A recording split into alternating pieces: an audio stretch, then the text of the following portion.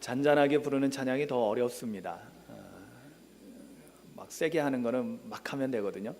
그런데 이렇게 잔잔하게 또 그런데 우리의 마음을 담아서 또 특히 우리의 찬양은 하나님께 드리는 찬양이기 때문에 영이신 하나님께서 받으시는 찬양이 되려면은 영으로 불러야 됩니다. 그래서 기도하는 마음으로 여러분들 우리 주기도송을 우리가 주기도문을 그 찬양으로 하고 있거든요. 이것은 우리 유치부 어린이들한테 배운 겁니다.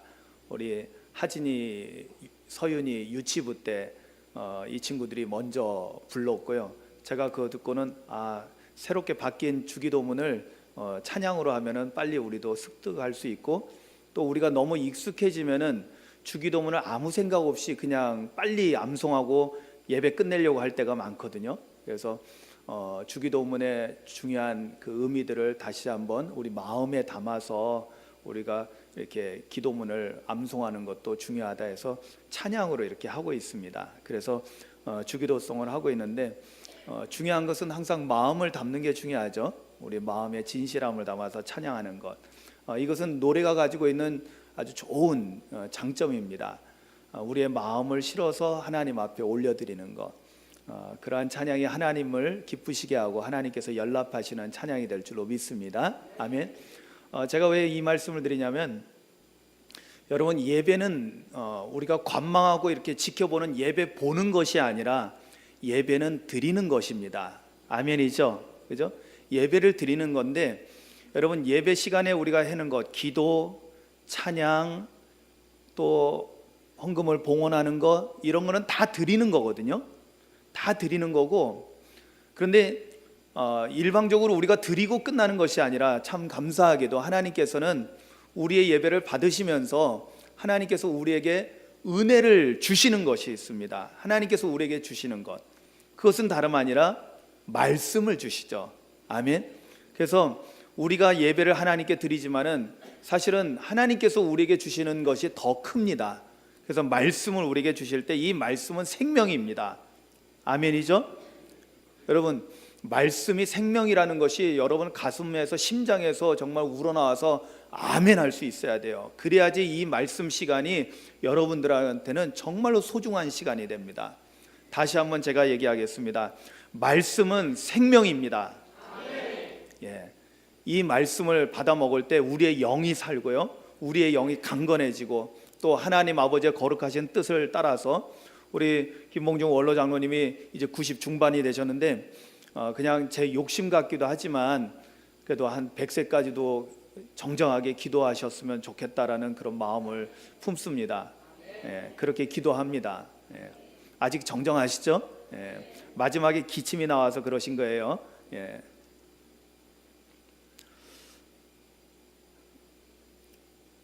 (2017년을) 맞이하면서 우리 교회 표를 일어나 빛을 발하는 교회라는 표를 세우고 2017년도에 우리의 신앙의 목표 또 우리 교회가 추구해야 될 것 이것에 대해서 우리가 이 일어나 빛을 발하는 교회라는 그 표에 우리 담아가지고 우리가 2017년을 시작했습니다.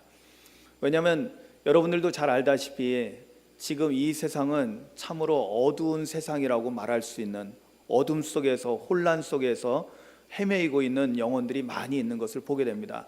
국가적으로도 그렇고요, 그리고 교회적으로도 그렇습니다. 영적으로나 또 세상적으로나 지금은 정말로 어둠이 그 어느 때보다도 더 짙은 그러한 시대를 살아가고 있는 것 같습니다.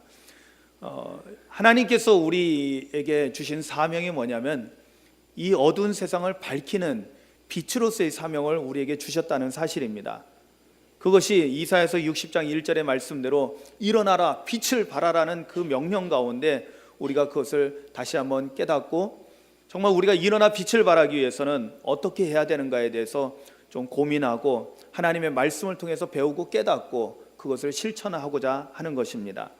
그래서 첫 주에는 우리가 주제 표에 대해서 말씀을 나눴고 지난주에는 빛에 대해서 우리가 좀 더 자세히 알아보기 위해서 첫 번째로 하나님께서 빛이신 하나님께서 제일 먼저 우주 만물을 창조하실 때 창조하셨던 것이 바로 빛이라는 사실에 대해서 말씀을 보면서 그 빛의 의미가 무엇인가에 대해서 우리가 살펴봤습니다.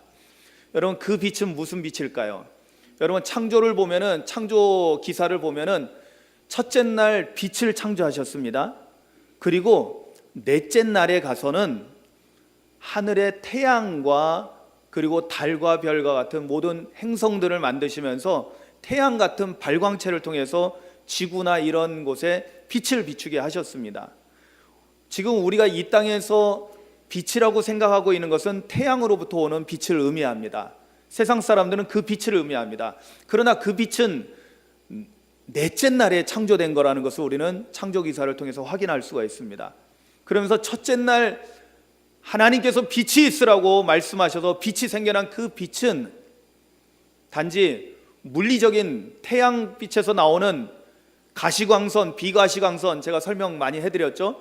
적외선, 자외선, 엑스레이, 감마선 이런 것이 아니라 또 다른 의미의 빛의 원본과도 같은 그러한 의미를 가진 첫째 날의 빛에 대해서 말씀을 드렸습니다. 성경을 보니 이 빛은 하나님께서 하나님의 형상을 따라서 모든 것을 만들어 가시는 가운데 하나님으로부터 나오는 빛, 영이신 하나님께로부터 나오는 바로 그것이 영적인 빛이라는 사실을 우리는 지난주에 말씀을 통해서 배웠습니다. 그러니까 영의 빛이 있다라는 것입니다. 그리고 성경 말씀 고린도후서 4장에 있는 말씀을 통해서 우리 마음을 비추는 빛이 있다라는 말씀을 또한 배웠습니다.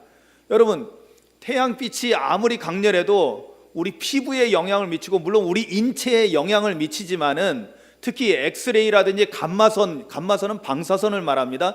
이러한 빛은 우리의 몸에 치명적인 영향을 미치지만은 그러나 그것이 우리 마음을, 우리 영혼을 비출 수는 없습니다. 그런데 성경은 우리 마음을 비추는 하나님의 빛에 대해서 말씀하고 있습니다. 그래서 성경은 영의 양식이기 때문에 영적인 것들을 우리가 볼 수 있어야 된다는 것입니다. 아, 그렇구나. 하나님께서 우리에게 가장 먼저 만들어주신 빛은 우리 내면을 비추는 빛이라는 사실을 우리는 말씀을 통해서 깨달아 알 수 있게 된 것입니다. 오늘은 빛에 대해서 두 번째로 예수님에 대해서 우리가 말씀을 보면서 예수님은 세상의 빛이시다라는 이 선포를 가지고 함께 은혜를 나누려고 합니다. 여러분, 요한복음 1장에 보면은 말씀이 육신이 되어 이 땅에 우리 가운데 거하신 예수님에 대해서, 성육신하신 예수님에 대해서 설명하면서 그 가운데 무슨 말씀이 또 포함되어 있냐면은 거기에 보면은 바로 참빛으로 오신 분, 이 어두운 세상에 빛으로 오신 분에 대해서 말씀하고 있는데 그분이 바로 예수 그리스도라는 것을 우리는 알 수가 있을 것입니다. 또한 예수님께서도요 스스로 뭐라고 말씀하시냐면 나는 세상의 빛이다 라고 예수님께서 자신의 정체성에 대해서 그렇게 밝히고 있는 것입니다. 요한복음 8장 12절 오늘 말씀해 보니까 예수께서 또 말씀하여 이르시되 나는 세상의 빛이니 라고 말씀하고 있는 것에서 우리는 이것을 확인할 수가 있는 것입니다. 또한 요한복음 9장 5절에 가면은 예수님께서 이렇게도 말씀하십니다. 내가 세상에 있는 동안에는 세상의 빛이로라. 아멘. 예수님이 세상에 계시는 동안에는 세상의 빛으로서 계신다는 것입니다. 예수님이 인간의 몸으로 오셨지만 육체 가운데 계시지만은 예수님은 단순하게 우리와 똑같은 인간으로서만 계신 것이 아니라 이 어두운 세상을 밝히는 빛으로서 세상의 빛으로 오셨다라는 것을 말씀합니다. 그래서 요한복음 12장 46절에 가서는 이렇게 또 말씀하십니다. 나는 빛으로 세상에 왔나니 물은 나를 믿는 자로 어둠에 거하지 않게 하려 함이로다. 아멘. 뭐라고요? 예수님이 빛으로 세상에 오셨다는 겁니다. 세상의 빛이 되셨다는 것입니다. 그렇다면은 예수님이 세상의 빛이시구나라는 것을 성경을 통해서 우리가 예수님의 증언을 통해서 우리가 보게 되는데요, 알게 되는데, 그러면 예수님께서 나는 세상의 빛이다라고 했을 때 이 세상의 빛이라는 것이 어떤 의미를 갖는가를 우리가 알 필요가 있습니다. 그래야만이 우리가 그것을 깨닫고 그 빛을 우리가 어떻게 해야 되는 건지 알게 되기 때문입니다. 예수님께서 나는 세상의 빛이다라고 말씀하셨을 때 이 세상의 빛은 세 가지를 의미하고 있습니다. 세 가지를. 그것도 다 말씀에 나옵니다. 첫 번째는 어떤 의미냐면은 바로 사람들의 빛이라는 뜻입니다. 사람들의 빛. 그러니까 세상의 빛이라는 것은 보다 구체적으로는 사람들의 빛이라는 뜻이에요. 요한복음 1장 4절과 5절에 보면은 이렇게 말씀하고 있죠. 그 안에 생명이 있었으니 이 생명은 사람들의 빛이라. 빛이 어둠에 비치되 어둠이 깨닫지 못하더라고 말씀하며 9절에 가서는 참빛 곧 세상에 와서 각 사람에게 비추는 빛이 있었나니. 아멘. 바로 이것이 뭐냐면 예수님이 나는 세상의 빛이라 했을 때 보다 구체적으로 무엇을 위한 빛이냐? 사람들을 위한 빛이라는 것입니다. 사람들에게 비추기 위한 빛이라는 거예요. 사람들을 위한 빛이라는 거예요. 여러분, 태양은 지구상에 있는 모든 것에 빛을 비춥니다. 그렇죠?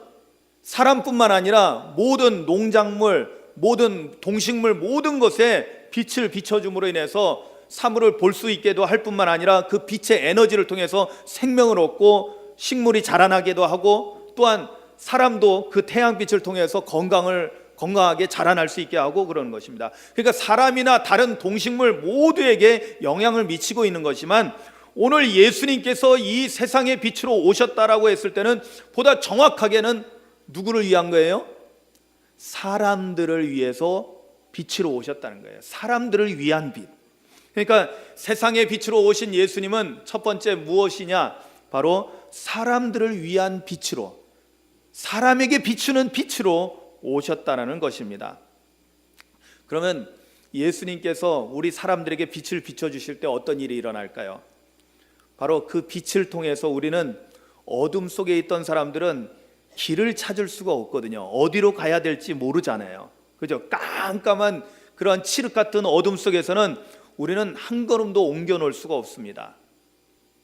여러분 실제로 그런 경험들을 해보신 적이 있는지 모르겠어요. 오늘 새벽에도 제가 말씀드렸는데, 제가 실제로 대학 때 그 학생들과 함께 이제 MT를 가가지고 어느 산 속에 가가지고 절에서 머문 적이 있었어요.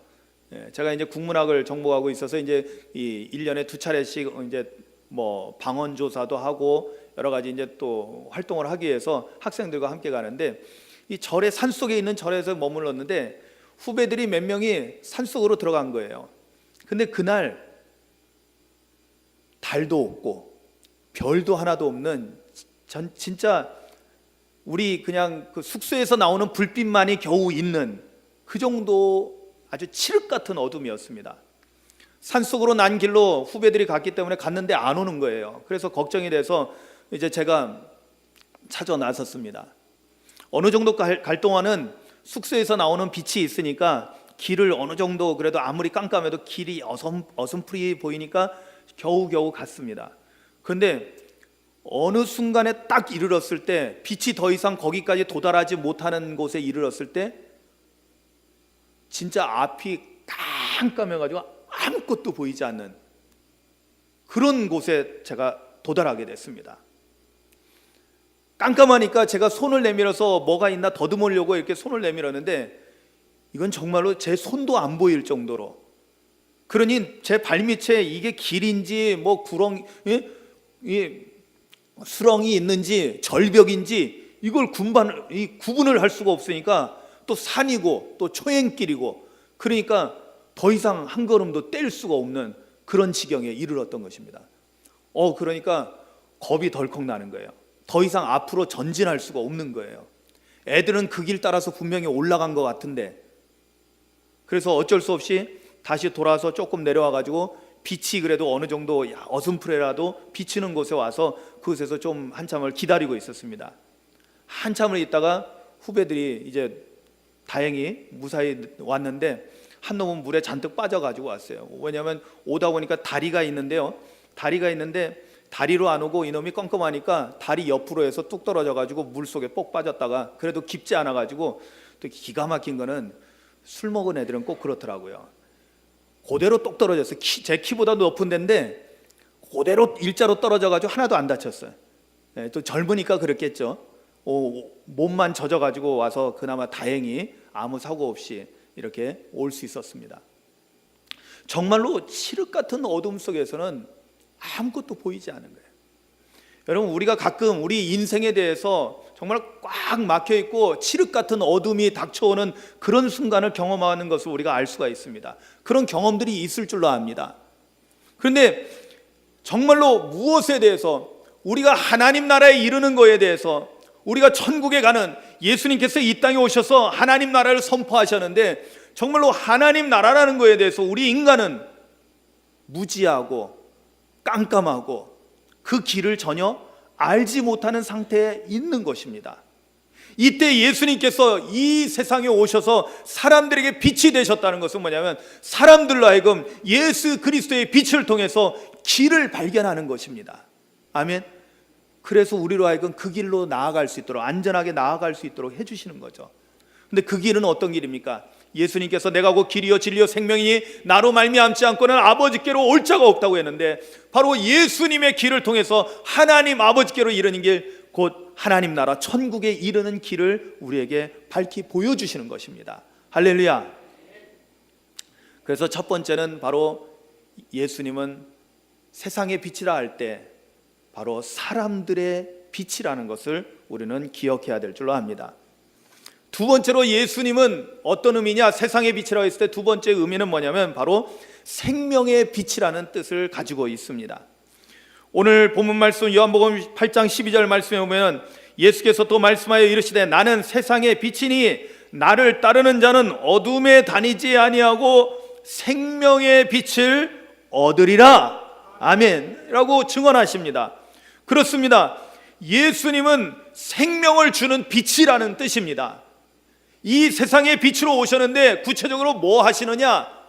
사람들을 위해서 오신 빛인데 구체적으로 그럼 그 사람들에게 뭘 하시는 거냐? 그 빛이 하는 가장 중요한 목표가 뭐냐? 목적이 뭐냐? 다름 아니라 생명을 주는 빛이라는 거예요. 여러분, 이 지구상에 있는 모든 생명체가 태양으로부터 나오는 빛 에너지를 가지고 삶으로 인해서 살아갈 수 있다는 것을 우리가 상식적으로 알고 있죠. 아멘. 그런데 하나님께서 우리에게 주시는 영적인 빛도 있다고 그랬어요. 예수님은 태양빛이 아닙니다. 그죠? 그러면 어떤 빛일까요? 바로 하나님께서 우리에게 마음을 비춰주시는 영적인 빛을 의미하는 거예요. 그런데 그렇다면 영적인 빛으로서 생명의 빛이 된다는 것은 무엇을 의미할까요? 무슨 생명을 말할까요? 여러분, 우리가 육체적으로는 태양빛을 받아서 우리도 살고 있잖아요. 그죠? 세상 가운데 사람들은 다 지금 살고 있습니다. 그러면 예수님께서 주시는 이 생명의 빛은 무엇을 의미할까요?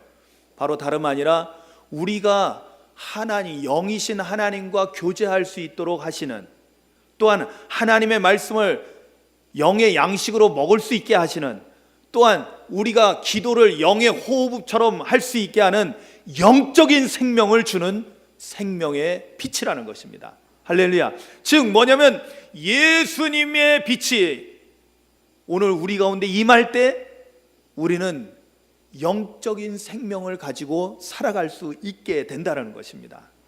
아멘. 여러분, 영적인 생명이 없는 사람은 영적인 죽음 가운데 있는 것입니다. 사실은 그것은 이미 창세기에서 말씀하는 것이 바로 그걸 의미하는 거예요. 제가 여러 차례 말씀을 드렸습니다. 하나님께서 아담과 하와를 창조하시고 에덴 동산에 있게 하셨을 때 모든 것을 다 허용해 주셨습니다. 다 먹을 수 있어요. 자유를 완전히 누릴 수 있었어요. 단 하나, 선악과 열매만 먹지 말라고 하셨습니다. 사실은 이것은 최초의 말씀이라고 할 수 있습니다. 하나님의 말씀에 순종하느냐 순종하지 않느냐, 하나님을 하나님 되심으로 이들이 섬기고 있는가에 대한 하나의 시험장이었습니다. 여러분, 선악과 말고도 먹을 게 많아요, 적어요? 먹을 게 너무나 많았던 것입니다. 그런데도 안타깝게도 아담과 하와는 선악과 열매를 따먹게 되죠. 하나님께서 경고하셨습니다. 너희가 이것을 따먹으면 반드시 죽는다. 그런데 사단이 유혹하죠. 사단의 유혹은 항상 뭐예요? 속임수입니다. 거짓말을 하는 거예요. 하나님의 말씀을 조금 틀어가지고 왜곡시키는 겁니다. 뭐라고 합니까? 안 죽어. 안 죽어. 오히려 눈이 밝아져서 하나님처럼 돼. 여러분 우리가 성경을 아시니까요, 창세기를 웬만한 분은 다 창세기는 1장은 읽으셨고 2장, 3장 정도는 읽으셨으니까 거기에 보면은 아담과 하와가 선악과 열매를 따먹어요. 죽었어요? 안 죽었어요?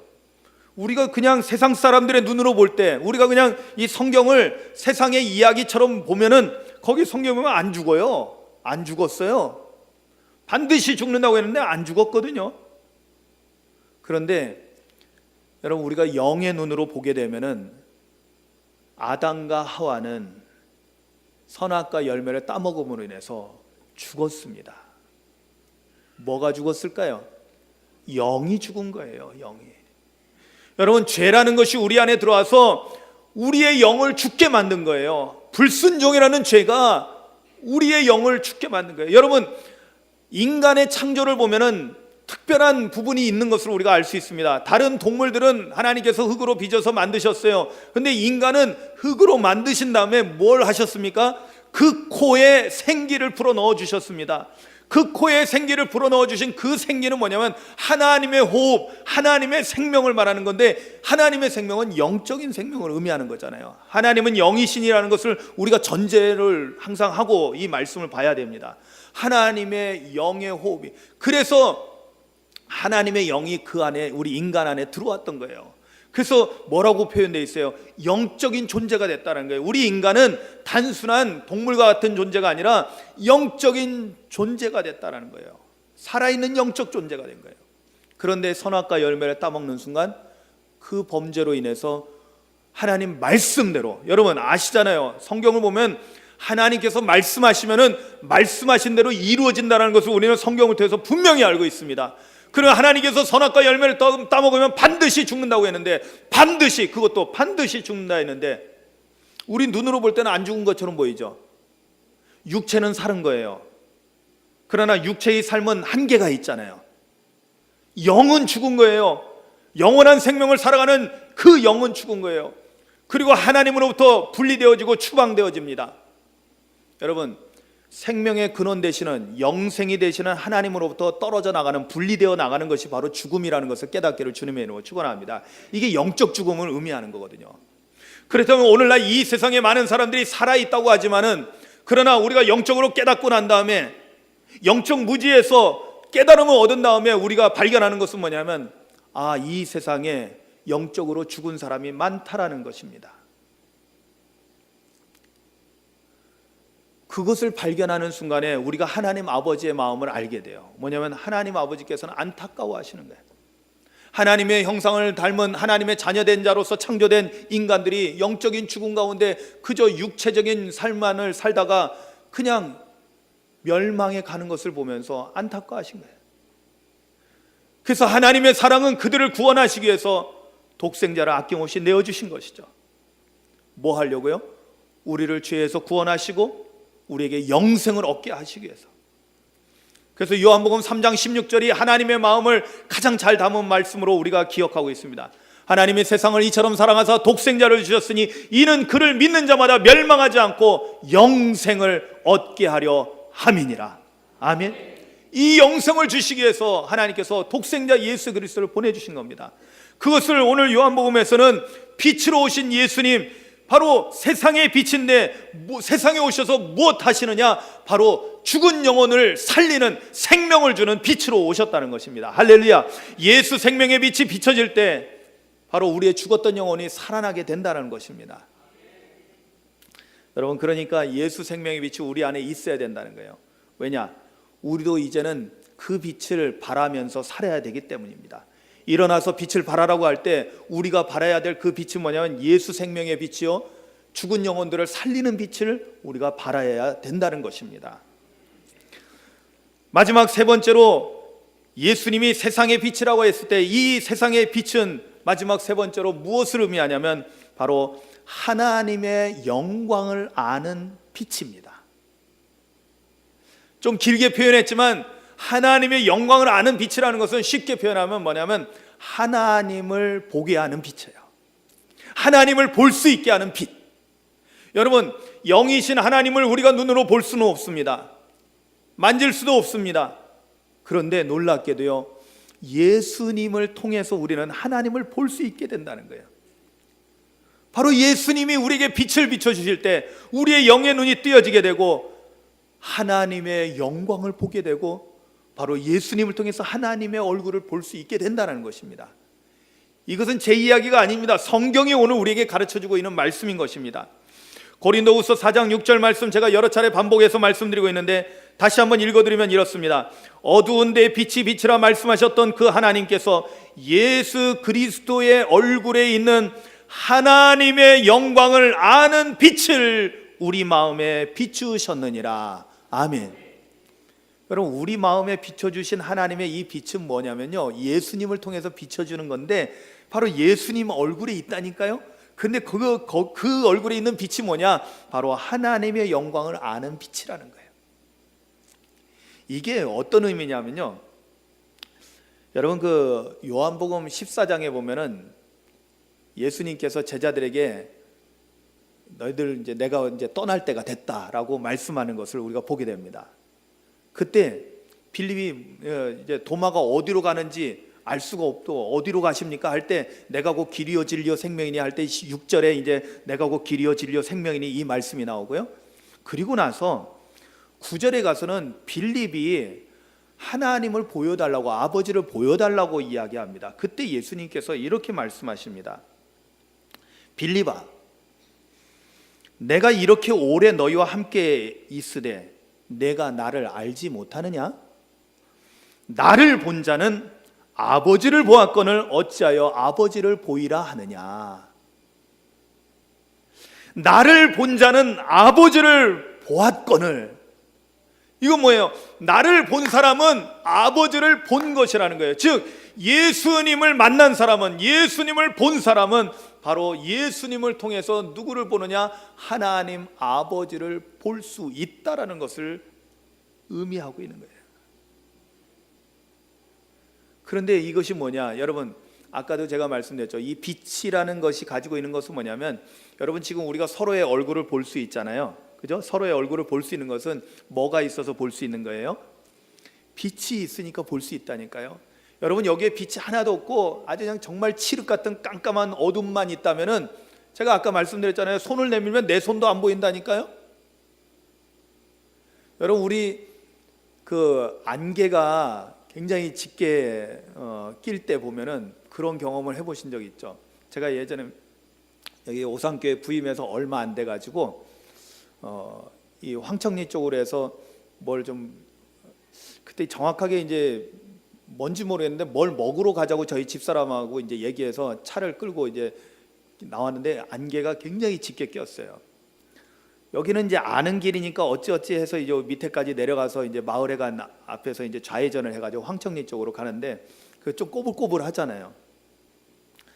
조금 가서 우리 방장로님 댁이 있는데 조금 더 지나서 거기서 이제 좌회전 이렇게 꼬부라지는데 이렇게 가는데 무섭더라고요. 왜냐하면 차 바로 앞에 1m도 안 보이는 거예요. 차선도 안 보이는 거예요. 얼마나 안개가 짙게 꼈는지. 저도 안개 저도 바다에서 섬에서도 지내봤고 그러니까 안개 진짜 짙게 낀 걸 많이 경험했는데 그날은 도저히 한 발자국도 움직일 수 없는 거예요. 이게 도대체 어디로 가서 내가 갔다가 확 부딪혀도 부딪히는 순간까지도 모를 것 같은. 그래서 슬슬 돌려가지고요, 거기서 돌려서 겨우겨우 기어서 다시 교회로 돌아왔던 기억이 납니다. 정말 그래요. 안개가 그렇게 껴도 우리가 볼 수 없는데, 칠흑 같은 어둠 속에서 우리가 아무것도 볼 수 없는, 그런데 우리가 이렇게 얼굴을 보고 확인할 수 있다는 건 무엇이 있어서요? 빛이 있어서라는 거예요. 그렇다면 예수님이 세상의 빛으로 오셨을 때, 예수님의 빛은 영적인 빛이라고 했을 때, 이 빛이 오늘 우리 가운데 비춰져서 우리가 예수님의 얼굴을 보는 순간 우리는 누구를 볼 수 있게 된다? 바로 하나님 아버지의 얼굴을 볼 수 있게 된다는 거예요. 사실은 하나님의 영광을 아는 빛이라는 것은 다름 아니라 하나님에 대해서 우리 인간이 직접 보는 것이 사실 불경건하기 때문에 그것을 영광이라고 표현합니다. 하나님의 영광이라는 것은 하나님의 임재를 말해요. 하나님의 영광이 임하였다라는 것은 바로 하나님의 임재를 말하는 거거든요. 하나님의 영광을 아는 빛이라는 것은 뭐냐면 하나님의 얼굴을 볼 수 있는 빛을 의미한다는 거예요. 그런데 이것이 어떻게 되느냐? 바로 예수 그리스도의 빛이 우리 마음 가운데 비춰졌을 때 우리의 내면에서, 여러분 하나님은 영이시기 때문에 이걸 아셔야 돼요. 또 지금 예수님은 세상의 빛이라 했을 때 이 빛은 우리 마음을 비추는 영적인 빛이라는 것을 전제에 두셔야 됩니다. 그래서 우리의 육안을 가지고 물질적인 것들을 보는 것이 아니라 하나님은 영이시기 때문에 우리의 내면에 있는 영의 눈을 뜨고 빛 가운데 하나님의 영광을 볼 수 있게 된다는 거예요. 할렐루야. 네? 여러분, 우리 신앙생활이요, 언제 본격적인 궤도에 올라서게 되냐면 예수님을 만났을 때 신앙생활이 본격적인 궤도에 올라간다는 것을 우리는 알고 있습니다. 그전에는 준비 단계예요. 주님을 만나기 전에는 그냥 이렇게 다른 사람들의 이야기를 듣고 말씀을 듣고 아 그런가 보다 그런가 보다, 그렇지만 아직까지는 우리가 체험을 못했잖아요. 그죠? 그런데 여러분 보세요. 사도 바울이 이전에 사울이라는 청년으로 등장할 때는요, 예수님을 직접 만나기 전이었거든요. 그러니까 예수님에 대한 이야기를 들었어도 그 사람은 자기가 믿는 유대교의 신념에 가득 차 있었기 때문에 예수 믿는 사람들, 그리스도인들이 다 거짓말하는 걸로 생각을 했습니다. 예수님에 대한 이야기는 들었어요. 그렇지만 믿어지지가 않는 거예요. 그래서 그 사람은 어떻게 했습니까? 예수 믿는 사람들을 다 잡아들이려고 다메섹으로까지 자기가 출장을 갔던 거예요. 그런데 다메섹 도상에서 누구를 만나요? 부활하신 예수님을 빛 가운데서 만나잖아요. 여러분, 이거 굉장히 중요한 거예요. 사울이라는 청년이 다메섹 도상에서 빛 가운데 예수님을 만납니다. 그런데 그 빛으로 인해서요, 육신의 눈은 멀어버립니다. 육신의 눈은 멀어버려요. 그 강렬한 빛 때문에. 그런데 놀랍게도 사울이라는 청년은 놀라운 변화를 경험하게 됩니다. 그것은 뭐냐면 자기가 핍박했던, 그리고 자기가 거짓말이라고 했던 그 예수님이 부활하셔서 자신에게 직접 나타나셨고 말씀하신 것을 직접 경험하고 그리고 예수님을 만난 거예요. 할렐루야. 그리고 나서 그의 삶은 완전히 바뀌어서 그 사람이 바로 사도 바울이 된 거 아닙니까? 이러한 변화가 가능한 것은 예수님을 만났기 때문에 가능한 거예요. 그런데 그 예수님은 바로 빛으로서 우리 가운데 임하셔서 사울에게 임하였기 때문에 사울이 변화될 수 있었던 거예요. 저는 사울이 경험했던 이 빛의 경험을 오늘 저와 여러분들 모두가 함께 경험하기를 소망합니다. 아멘. 그래야만이 진짜 우리가 빛 가운데 있게 돼요. 여러분, 어둠에 있다라는 것은 영적인 그 비유가 있는 거예요. 은유가 있는 겁니다. 그건 뭐냐면 어둠에 있다라는 것은 뭐예요? 알 수 있다 없다? 알 수 없다라는 거예요. 무지함을 말하는 거예요. 그 영적인 어두움은 뭘 의미하겠어요? 영적인 어두움은 영적인 무지를 말하는 거예요. 또한 영적인 무지는 뭘 말합니까? 하나님을 알 수 있다 없다? 하나님을 알 수 없다라는 거예요. 여러분, 어둠이라는 것은 빛이 없기 때문에 발생하는 그러한 상태를 말합니다. 어둠이라는 건 빛이 없기 때문에 어둠인 거예요. 근데 하나님은 빛이시라고 했을 때 그 빛이 있는 곳에는 어둠이 다 물러가게 돼 있는 거예요. 그러면 영적 어둠에 있는 사람들은 어떤 사람일까요? 하나님이 없는 사람이죠. 하나님이 없는 사람이니 망하는 인생을 살아가고 있는 거죠. 제가 아까 처음에도 말씀드렸죠. 우리 인간이 영생을 누릴 수 있는 것은 하나님의 생명에 맞닿아 있을 때 우리가 영생을 얻을 수 있는 것입니다. 그런데 하나님의 없는 인생은 지금 이 땅에서 잠시 아무리 세상의 부귀영화를 누린다 할지라도 그 사람들은 망하는 인생을 살아가고 있는 거예요. 그런데 하나님이 그 가운데 함께 하실 때 우리는 하나님의 생명 영생을 누리면서 살아가게 되는 거죠. 어둠에서 빛 가운데로 나아간다는 것은 무엇을 의미할까요? 영적인 예수 그리스도의 빛이 오늘 사람들을 위해서, 즉 나를 위해서 그 빛이 비춰지고 그 빛을 통해서 내가 생명을, 영적 생명을 얻게 되고, 그리고 무엇보다도 하나님을 알게 되고 하나님을 만나게 되고 하나님과 함께하는 삶을 살아갈 때 우리는 영생을 누리는 삶을 살아간다는 것입니다. 할렐루야. 그리고 나서 비로소 그때 우리는 이 땅에서 빛의 자녀로서의 삶을 살게 됩니다. 그리고 우리에게 주어진 사명인 일어나서 빛을 발하는 삶을 살아갈 수 있게 되는 거예요. 왜냐? 우리도 빛을 받았기 때문에 이 빛을 세상 가운데 반사하고, 우리 스스로 발광체는 아니지만은 반사체로서 세상의 생명의 빛을, 예수 그리스도의 빛을, 하나님의 영광을 보여주는 빛을 비추면서 살아갈 수 있다는 것입니다. 그러니 우리에게는 얼마나 소중한 분입니까? 예수님이 없다면은 우리는 하나님의 영광을 볼 수도 없고 알 수도 없는 존재였던 것입니다. 그러나 예수님이 우리 가운데 오셔서 세상의 빛으로 오셔서 이 어두운 세상을 밝히심으로 인하여 우리가 가야 될 길을 알게 되었고요, 우리가 영적 무지에서 벗어나서 영적인 깨달음 가운데 나아가게 됐고, 무엇보다도 하나님의 영광을 보며 그 영광의 빛을 바라보며 나아갈 수 있는 영생을 누리는 삶을 살게 됐다는 것을 깨달으시고, 이 예수 생명의 빛을 붙잡고 나아가고 그 빛 가운데 살아가는 저와 여러분들 될 수 있기를 주님의 이름으로 축원합니다. 오늘 기도할 때요, 여러분들 간구하세요. 예수님, 세상의 빛으로 오신 예수님, 나의 심령 가운데도 오셔서 내 어두운 마음을 밝혀주시고, 그래서 영적 무지에서 영적인 깨달음 가운데로, 그리고 하나님을 알지 못했던 우리의 연약함에서 하나님을 직접 만나고 경험하는 하나님의 영광을 볼 수 있는 그러한 영적인 귀한 은혜 가운데 있게 해달라고 소망하며 기도하십시오. 다 같이 기도하시겠습니다.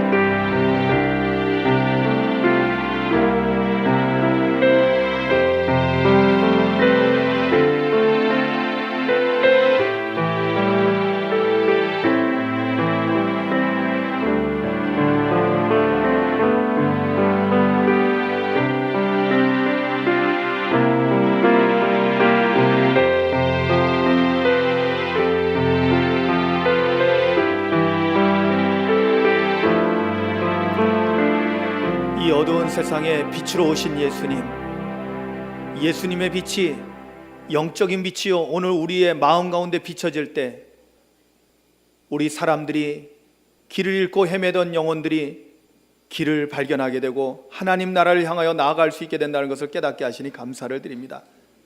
또한 예수님의 빛이 오늘 우리 가운데 임할 때 우리의 영이 살아나는 생명의 빛이 된다는 것을 깨닫게 하시니 감사를 드립니다. 또한 무엇보다도 예수님의 빛이 우리 가운데, 우리 마음 가운데 비춰질 때 우리가 예수님을 통하여 하나님의 영광을 아는 빛을 받게 되고 하나님의 얼굴을 볼 수 있게 된다는 것을 깨닫게 하시니 감사를 드립니다. 우리가 이러한 놀라운 빛의 은혜를 입기를 원합니다. 그래서 우리가 온전히 빛 가운데 거하기를 원합니다. 영적인 무지함이 아니라 영적인 깨달음 속에서, 또한 하나님 없는 인생이 아니라 하나님과 영원토록 함께하는 삶을 살아가는 저희들 되게 하여 주시옵소서. 우리가 빛의 자녀가 되었사오니 이제로부터 영원토록 빛 가운데 살아가는, 또한 세상 많은 사람들에게 이 어두운 세상에 빛을 발하며 살아가는 저희들 될 수 있도록 성령님 도우시고 역사하여 주시옵소서. 예수님의 이름으로 기도하옵나이다. 아멘.